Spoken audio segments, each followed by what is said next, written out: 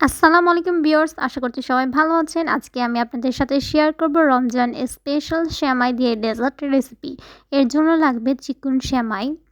এই সেমাইটা যে একবার বাসায় রান্না করবে সে বারবার বাসার সবাই খেতে চাইবে। তো এখানে আমি ১ মুঠ সেমাই নিয়েছি, চিকন সেমাই ছোট, ছোট পিস করে কেটে নিয়েছি। চুলার জালটাকে লোতে রেখে সুন্দর করে হালকা ব্রাউন কালার করে ভেজে নিচ্ছি। অনবরত নাড়াচাড়া করতে হবে, না হলে নিচের অংশ দেখা যাবে বেশি পুড়ে যাবে। যখন হালকা কালার চলে আসবে তখন নামিয়ে ফেলতে হবে। এখানে আমি একটু ১ পার বেশি দুধ নিয়েছি। মানে কি ০.৫ কেজির কম, কিন্তু এক পার একটু বেশি। তো চুলায় বসিয়ে দিয়েছি। আর চুলার জালটাকে আমি মাঝারি জালে রেখেছি। আর একটা দারচিনি দিয়ে দিয়েছি। সরি, এলাচ। একটা এলাচ দিবেন, দারচিনি দিবেন না।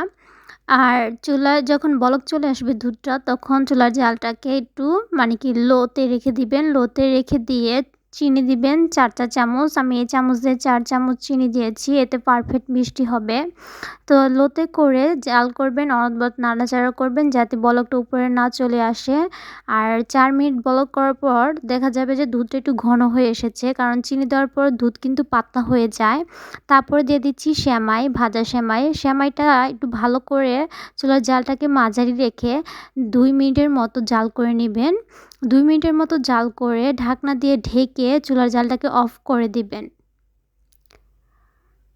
আমি ২ মিনিট এভাবে বলক চলে এসেছে, ২ মিনিট জাল করে নিয়েছি। এখন ঢাকনা দিয়ে ঢেকে চুলার জালটাকে অফ করে দিব।